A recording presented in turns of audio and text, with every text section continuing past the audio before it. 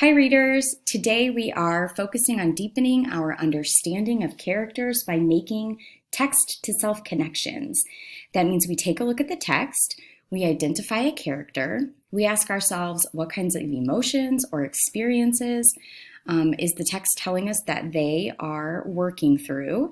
And then we ask ourselves, was there ever a time when we had that same emotion or experience? You might be wondering, why do we make connections? And it helps us understand the characters better. Here's why. If I can relate to a character and know all of the feelings and the thoughts that they're experiencing because I've been somewhere similar to them, then it can help me understand what the future holds for that character. Maybe I can make a prediction based on my own experience. What did I do next that maybe the character will do next? So I was able to connect to Diamond Daniel and make way for Diamond. And of course, we know from our analysis of her through those 8 chapters is that she was new to her neighborhood and school, and she was experiencing some loneliness.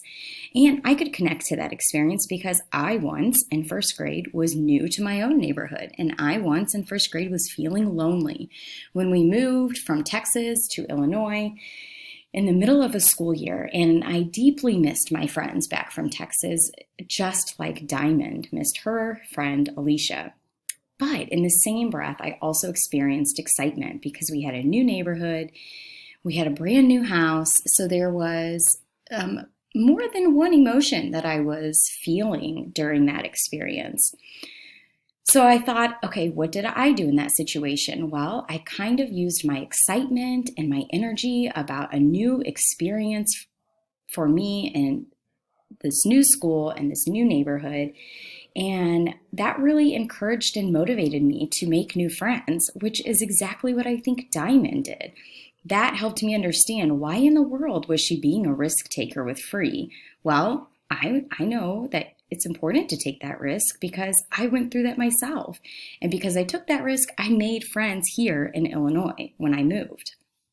So you're going to think about our current read aloud, and you're going to think about the characters we know best.